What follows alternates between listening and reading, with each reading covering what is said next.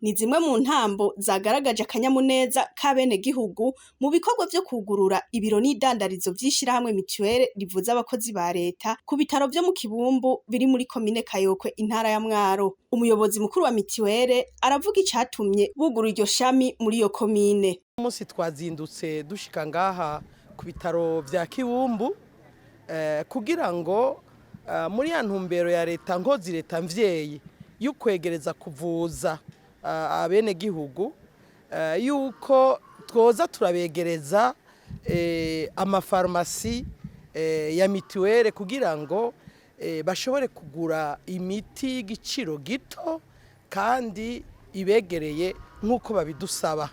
Arico gituma twashitse ngaha twobamenyesha ko ngaha mu Kibumbu gishe ntitwari bwayugurura icese ariko yakora. Ni ukuvuga abantu bandikirwa imiti ngaha muri bitaro vya Kibumbu ariko imiti bategerezwa kurinda kuja kuyirondera gushika Imwaro. Turetse n'ivyo kubera ari n'ibitaro bikomeye burya ngaha hariho n'abava za Nyarusange urumva bava muri Gitega baza kwivuza ngaha. Abo rero babinda bava n'Igitega kuko bakubwira bati nk'abinyarusange bavuga yuko kuza ngaha ari ho hafi gusumvya kuja Gitega.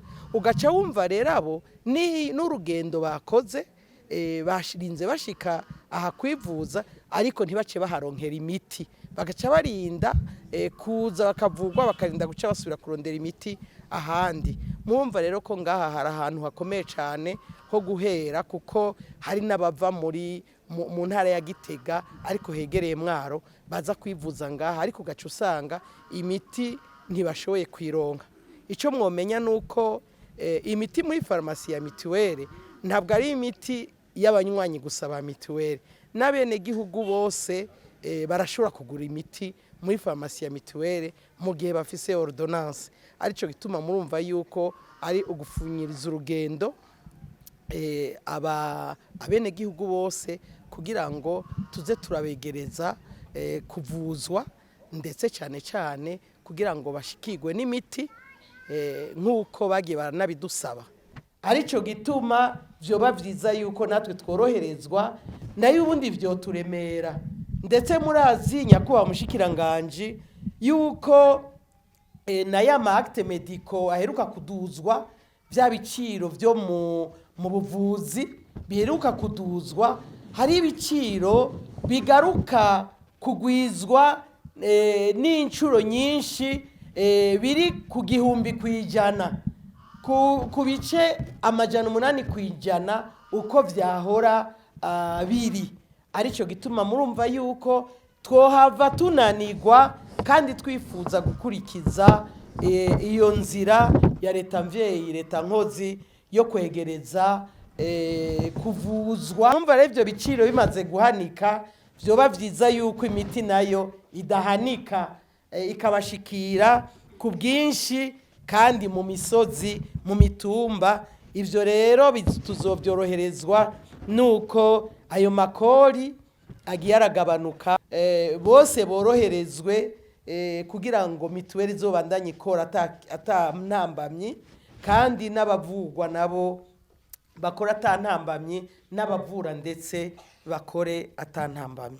Mu gihe mu misi yahera abanywanyi b'iryo shirahamwe bidoga ko bakigwa nabi n'abakozi b'iryo shirahamwe, umuyobozi mukuru aragaruka kuri bimwe vyakozwe kugira ngo ibintu bisubire ku murongo. Twebwe by'ukuri turakenguruka twumvise yuko abakozi bacu bitwara neza ngaha. Turabakenguruke ni mudufashe kubakomera amashi. Kuko kenshi twagiye turumva hirya no hino bavuga ngo bakira nabi ngo bakora nabi. Rero turabateye intege babandanye n'ukuri bakora neza akazi ndetse nk'uko umushikiranganji bashikirije mugende murenzako mugira kabijya kugira ngo babone yuko ingendo iri kwirahinduka. ikindi twobashikiriza nyakubahwa umushikiranganji nuko muri iyo ntumbero yo guhindura ingendo ya mutuelle mu minsi iza ndetse bishobora no gutangura mu ndwiza yuko dutangura kuza turarungika ama SMS kuri bene shirahamwe tuza turabamenyesha ivya mutuelle nk'ingene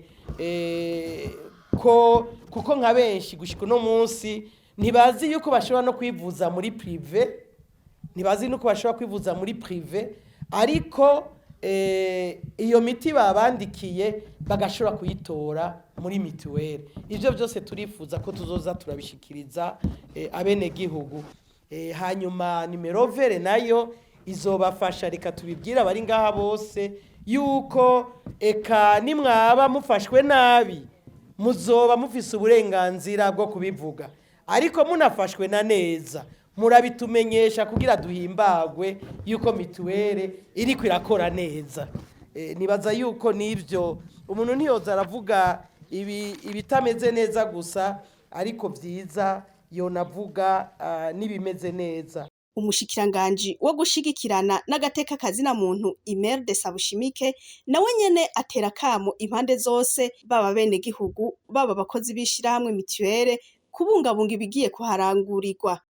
Iyi mangazini y'imiti yuguruwe muri komine Kayokwe yugururiwe umuntu wese azoba akeneye umuti, ariko rero abene gihugu bo ngaha mu Kayokwe mutegerezwa kumenya ko ari iyanyu, nico gituma musabwe kuyibungabunga nk'imangazini yanyu koko, mukayikingira ubugizi bwa nabi iyo bwoturuka hose, murayikingira abasuma, abanyonyezi, abaribo bose, tutibagiye babadandaza b'imiti y'amagendu.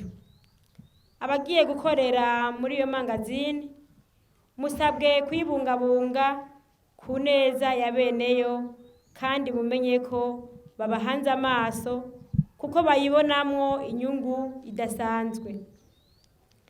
Abakozi bagiye gukorera muri iyo mangazini y'imiti, eka mbere nabo bari ngaho mu biro nyene vya mutuelle mujejwe kwakira abanywanyi, tubasabye kuzokwakirana ubwira n'ubwitonzi abanywanyi bo mu Kayokwe, eka mbere abo bose bazobitura. Namwe banywanyi ba mutuelle, genda mworohereze aba bakozi ba mutuelle, ahubwo mubakirane ugweze, kumbure bamwe mushobora kuba mutabazi ngaha canke mutari mubamenyereye, mwirinde kubagora, muze mubumvirize, mbere mubagamburukire ku neza yanyu niyabo. Ishirahamwe mutuelle rikaba rifise ibiro 40 hamwe n'amazu y'idandarizo y'imiti 39 mu gihugu cose. Umuyobozi mukuru wa mutuelle Annonciate SENDAZIRASA akabona ko zikiri nke, ariko ko uko uburyo buzogenda buboneka bafise ihangiro ryo gushikana ivyo biro n'amazu y'idandarizo vy'iryo shirahamwe mu makomine yose y'igihugu.